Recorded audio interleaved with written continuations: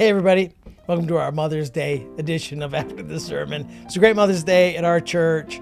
If you're a mom, I hope you had a great Mother's Day. And it just really did my heart good to see all those ladies standing in our church, and I felt so honored to get to pray over all of them. Today, we, in our series Saints in the City, we're in 1 Corinthians 4. There's so much in 1 Corinthians 4. If I had all the time in the world, I would have probably preached that in 3 sermons instead of 1, because there's just that much content in there. But Paul makes some really interesting moves in 1 Corinthians 4. I like it. And the big idea is this, and I think it's what we're trying to bring to this particular space. How do we ensure that what we're doing as a church and what we're doing as Christians isn't influenced by culture? And I mean that differently than some people mean it. Like, there are some like hardline churches that are like, drums are of the world, that's culture. Cultures of the church. You guys have guitars. We only have an organ, and I'm like, that sounds terrible.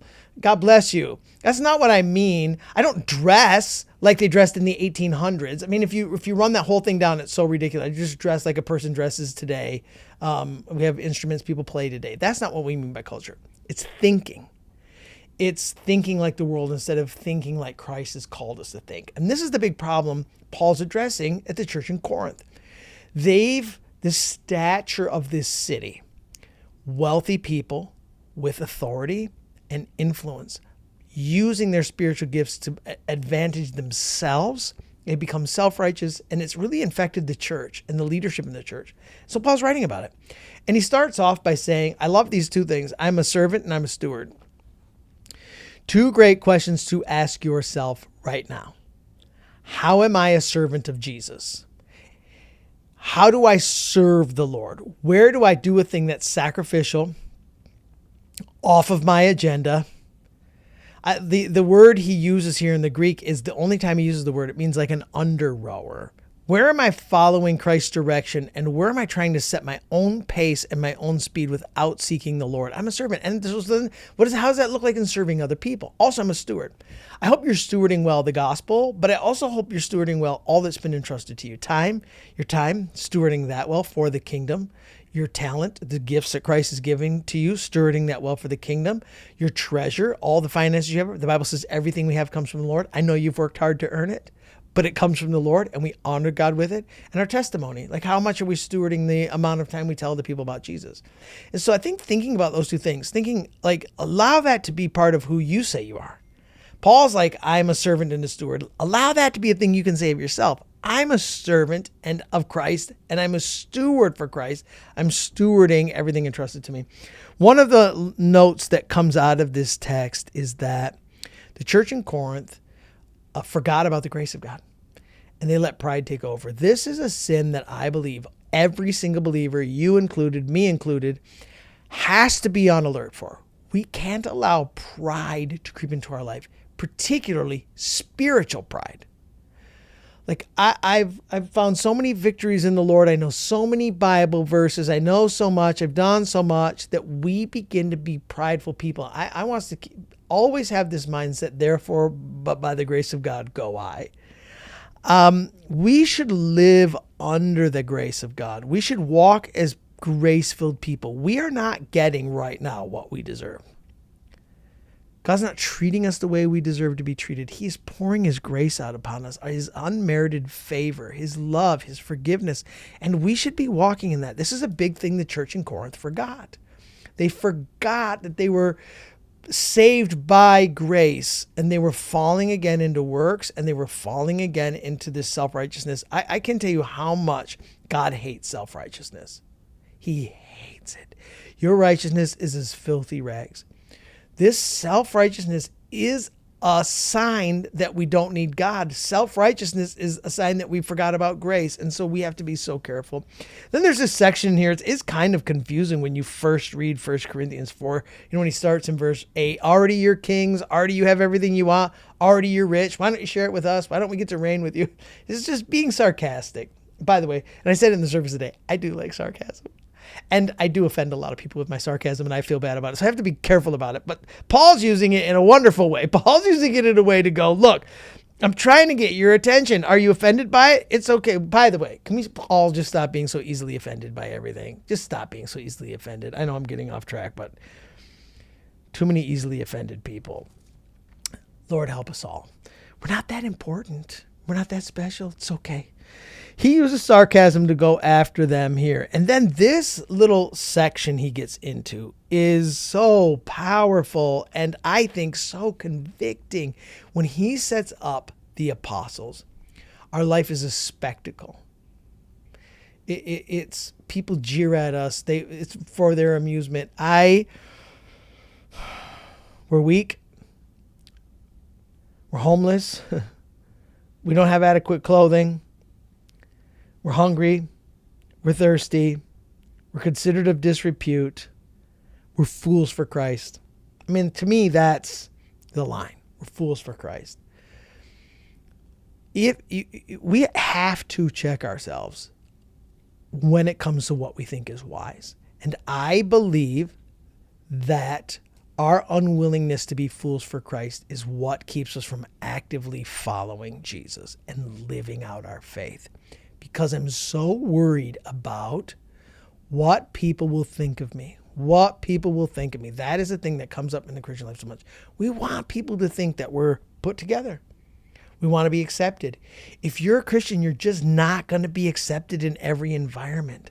And if people really understood your faith and what you live for, listen, Paul was a game changer. The amount of people Paul led to Christ because he was a fool for Christ. The reason you're not leading people to Christ is because you're not a fool for Christ. The reason you have no influence in spiritual matters is because you're too guarded and you're not a fool for Christ. And until you're willing to become a fool for Christ and give up everything in the world, every status, everything. Like, I'm so tired of the internet fame, the social media influencer. I'm so tired of it. It used to be that people were famous for doing great things or infamous for doing bad things. And now it's hard to tell who is what. I gave the opening illustration. Give you some ideas of famous moms. Hailey Bieber and Kim Kardashian. I'm not sure they're great ladies. I'm sure they are, but I'm sure they're great moms, but I don't think most people are going to the who do I want to follow as a mom? Kim Kardashian. I think maybe other things people follow Kim for. I don't know. I don't follow her. It's fascinating to me. We're going for fame when we should be going for faithfulness. And this is what faithfulness looks like. It looks like giving everything up for the Lord. That's what it looks like. I'm going to be faithful to God no matter what. And I'm not going to put my trust in myself or my money or my influence. I'm going to put my trust in Jesus and allow him to steward all of that and keep my reputation. Then Paul's like, imitate me as I imitate Christ, which is always, to me, every time Paul writes that, it's like so convicting for me personally, because I would love to say to people, imitate me as I imitate Christ. And then that makes sure you have to be great in every area, not perfect, not arrive. Paul never says he's perfect, by the way. This is a big thing. He's not perfect, but he's trying to follow hard after the Lord. That's the thing we should note. He's following hard after the Lord. He's living his life in such a way where speech, his conduct, his life, his faith, his purity, all of it is a way that honors God. And we should be people who honor God in every single area of our life. Because when we do, then we have the opportunity to earn being a spiritual father or spiritual mother to other people. We tend to think of fathers and mothers as older people. That is how we tend to think. He doesn't say spiritual, grandfathers and grandmothers, though they're awesome too. Fathers and mothers. And so I think that you can be a spiritual influence and be a young person. I think high schoolers can be spiritual influence. I was looking at my daughter's yearbook this morning, and she had put her senior quote in there. And let me see if I remember it. I don't know what my future is, but I know who holds my future. I just thought that was such a great little senior quote that she wrote in there. And then Jacob Dominguez, who goes to a church, a kid right next door, he just put a Bible verse about the awesomeness of Jesus. And I was like, 2 kids in a row talking about how awesome Christ is. Like, they're not afraid of it. And in some ways, they're being a spiritual influence in the place they are. And I think there's people looking to them. I think there's lots of high school kids people are looking to. I think you can be it in college. You can be it as a young adult. You can be it as a young married. Let's strive to imitate Christ. And then let's strive to be spiritual mothers and fathers. But this is the thing. Who would you say are your spiritual moms and who are your spiritual dads? Do you have these people? I hope you do. We have a lot of guides, Paul writes. We have a lot of people who are guiding us. You know, you're on YouTube right now. There's a lot of people on YouTube who will guide you to Christ, but they don't know you. They don't sit and have coffee with you. This is a really big deal. Get people who know you, who can speak truth into your life and help you walk with Jesus. Get that list. And then he says at the end, you know, should I come with a rod or should I come with the spirit of gentleness? I sometimes get feedback about our guest preachers. And if any of our guest preachers come with a rod, I will hear about it because people don't like it. Paul came with a rod sometimes. Sometimes we need a little spiritual correction, a little spiritual discipline. And sometimes we need people who come to us like that. And we should praise God for them. We should be grateful that they were willing to offer spiritual discipline, to bring us a correction, to speak truth about something. We should be grateful for that we didn't wander too far off before we arrived there. And I think that we ought to be people, if we're imitating Christ, you know, Paul writes, I want to admonish you. I want to bring a rod. I want to bring a spirit of gentleness. Those are 3 different ways we communicate with people. I need all those things spoken to me in my walk with the Lord. And I need to learn how to speak to other people that way. I like spirit of gentleness. That would be my favorite thing. My least favorite thing is the rod and admonishing. But I think we have to be willing to do it because we love people. I think if you're only rod or only admonishment, you should stop and get a spirit of gentleness right now. And if you're only a spirit of gentleness person, you should learn how to admonish. We should be well balanced. We should be able to speak in a way that fits the moment. Look, everything Christianity stands for is completely different than what the culture stands for. The culture loves wisdom. The culture loves strength. The culture loves influence. The culture loves honor. The culture loves wealth. The culture loves status.